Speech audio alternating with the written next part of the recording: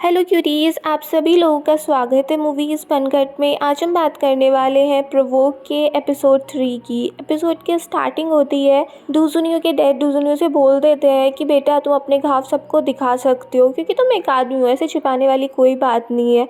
और ये सब कुछ देख के जियांगिंग बहुत ज़्यादा खुश हो रही होती है कि डूजुनियो अब क्या करेगा।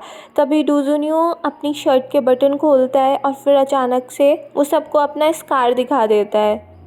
और वो स्कार बिल्कुल सेम टू सेम वैसा ही था जैसे उस हॉस्पिटल से उनको मिला था, जिसको देख के मिस्टर ज़ेंग चौंक जाते हैं कि ऐसा कैसे हो सकता है। तभी डूजुनियो अपनी शर्ट खोलता है और अपनी पूरी बॉडी दिखाने लगता है और कहता है कि सिर्फ यही मेरे बॉडी पे नहीं है, ऐसे बहुत सारे निशान हैं, क्योंकि जब मैं अपने डैड के पास नहीं था तब मैंने बहुत सारी फ़ाइट लड़ी थी और उसमें मैं कई बार चोटिल भी होता था।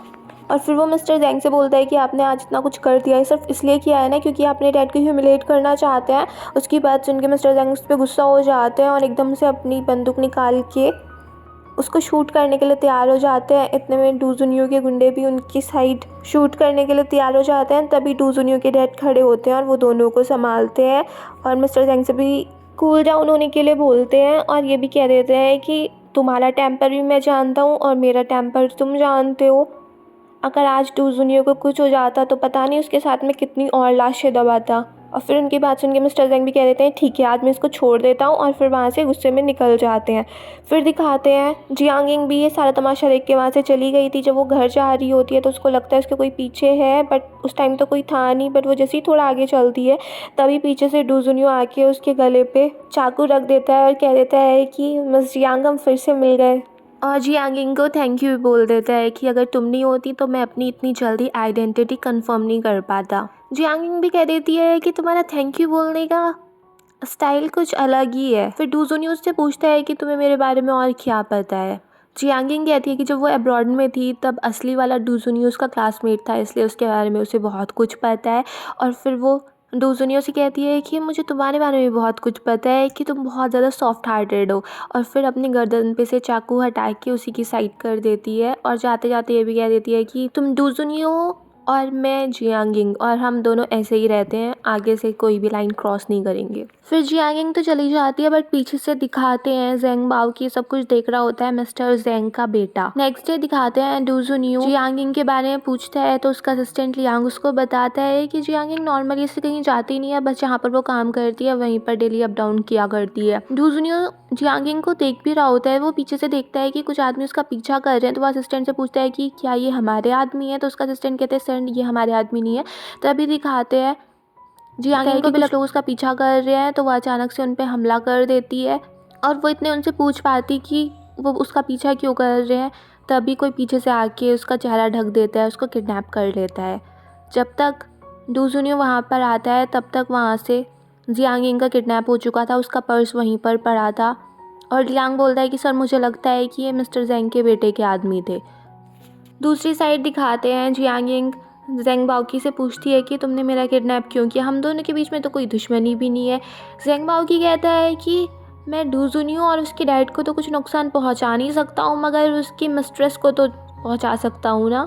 और फिर वो जियांगिंग के फेस पे कट लगाने वाला ही था कि इतने में वहाँ पर लाइट चली जाती है और फिर अंदर आता है डूजुनियो। उसको देख के ज़ेंग बाओकी कहता है कि बस ये अकेला ही आया है और वो अपने आदमियों से कह देता है कि गेट बंद करो और इसे मारना शुरू करो। इसके बाद दिखाते हैं डूजुनियो एक डॉक्टर के पास जाता है और उससे बोल देता है कि मुझे एक ऐसा घाव चाहिए। डॉक्टर कहती है कि तुम्हारी बॉडी पे पहले से ही बहुत सारे निशान हैं, इसकी और क्या ही ज़रूरत है, मगर वो डॉक्टर की नहीं सुनता और अपने पेट में ही चाकू मार लेता है। और यहीं पर ये एपिसोड फिनिश हो जाता है। Now episode 4। एपिसोड की स्टार्टिंग होती है, डूजुनियो गुंडों को मारना शुरू करता है और उनसे फाइट करते करते आखिर में वो जियांगिंग को बचा ही लेता है। जियांगिंग उससे पूछती है कि तुमने मुझे क्यों बचाया। उसको देख के डूजुनियो उससे कह देता है क्योंकि मैं बहुत सॉफ्ट हार्टेड हूँ। दूसरी साइड दिखा रहे होते हैं एक चैरिटी फंक्शन था, उसमें डूजुनियो के डैड से बहुत सारे क्वेश्चन पूछे जा रहे थे कि क्या वो मिस जियांग से शादी करने वाला है और कैसे वो 10 सालों के अंदर एक ड्राइवर से इतना बड़ा आदमी बन चुका। दूसरी तरफ दिखाते हैं डूजुनियो जियांग से पूछता है कि क्या वो चल सकती है। वो चलने की कोशिश तो करती है बट उसे चला नहीं जाता, तो फिर डूजुनियो उसको उठा ही लेता है और फिर जियांगिंग देखती है कि इतने सारे लोग उसको देख रहे हैं और डूजुन्यू की भी बहुत ज़्यादा खून निकल रहा है, तो वो उससे कह देती है कि वो चल सकती है, पर डूजुन्यू कह देता है कि अब चलना था तो पहले ही बोलना था, मैं बीच में कैसे रुक जाऊँ। और फिर वो अपने आदमियों को भी डांटता है कि तुम क्या कर रहे थे, और जियांगिंग से भी कहता है कि अब तुम्हें पता चला मेरे डैड की वुमेन बनना इतना आसान भी नहीं है। उसको देख के जियांगिंग भी कह देती है कि मुझे भी अच्छा नहीं लगता है कि कोई मुझे फेवर करे और मैं उसको ना लौटा पाऊँ, तो मैं भी तुम्हारी हेल्प करूँगी। दूसरी साइड दिखाते हैं चैरिटी डिनर में, जैसे ही डूजुनियो के डैड रिबन कट करने वाले थे तभी वहाँ पर मिस्टर जेंग आ जाते हैं और वो डूजुनियो के डैड पे चिल्लाने लगते हैं कि तुम्हारे बेटे ने मेरे बेटे को बहुत मारा है, उसकी कंडीशन बहुत ज़्यादा क्रिटिकल है, अब मैं तुम्हारे बेटे को मारूँ तो तुम्हें कैसा लगेगा, एक्सप्लेनेशन चाहिए मुझे, ऐसा क्यों करा। तभी वहाँ पर पीछे से जियांगिंग आ जाती है और वो डूजुनियो के डैड को बता देती है मेरी वजह से किया, क्योंकि शहर में सब जानते हैं कि डूजुनियो के डैड मुझे अच्छे से ट्रीट करते हैं और आपके बेटे ने मेरा किडनैप कर लिया था। अगर वहाँ पर डूजुनियो नहीं पहुँचता तो मैं आज जिंदा भी नहीं बचती, इसलिए उसने इतना कुछ किया। उसकी बात सुन के मिस्टर जेंग कहने लगते हैं ये लड़की झूठ बोल रही है, इसका यकीन मत करो। और वो जियांगिंग से भी कहने लगते हैं कोई सबूत भी है तुम्हारे पास। तभी जियांगिंग अपने कपड़े हटाने लगती है और उसकी बॉडी पे बहुत सारे घाव के निशान थे और वो कहती है अगर अभी भी किसी को यकीन नहीं आ रहा है तो मैं अभी और भी दिखा सकती हूँ कि कैसे मिस्टर जेंग के बेटे ने मेरे साथ बदतमीज़ी की, मुझे किडनैप किया ताकि वो मिस्टर डू को ब्लैकमेल कर सके।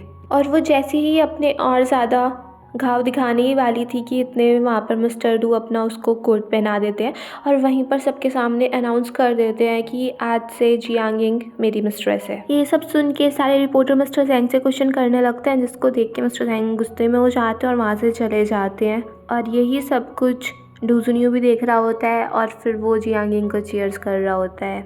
जियांगिंग के रूम में डूजुनियो से कहता है कि तुम फिर से जीत गई। जियांगिंग कहती है कि अभी इसके बारे में थोड़ी जल्दी है। तभी वहाँ पर मिस्टर जेंग घुस जाते हैं और वो डूजुनियो की तरफ गन पॉइंट कर देते हैं।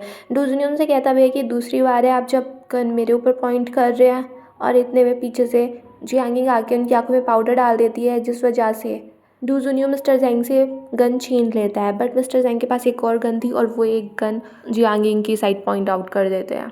उसको देख के डूजुनियो कह देता है कि अगर तुम्हें इस लड़की को मारना है तो मार दो, मुझे कोई फ़र्क नहीं पड़ता है, मगर सोच लो जैसे ही तुम इसे मारोगे मैं भी तुम्हें मार दूंगा, क्या तुम अपनी लाइफ इसके बदले में ट्रेड करना चाह रहे हो। इस बात को सुन के मिस्टर जेंग हंसने लगते हैं और वो कहते हैं कि तू मुझे डराएगा, और तभी बंदूक चल जाती है और यहीं पर ये एपिसोड फिनिश हो जाता है। अगर आपको ये पसंद आया हो तो प्लीज़ मेरे चैनल को सब्सक्राइब करें, लाइक करें, शेयर करें, कमेंट्स करें and bye bye till next video.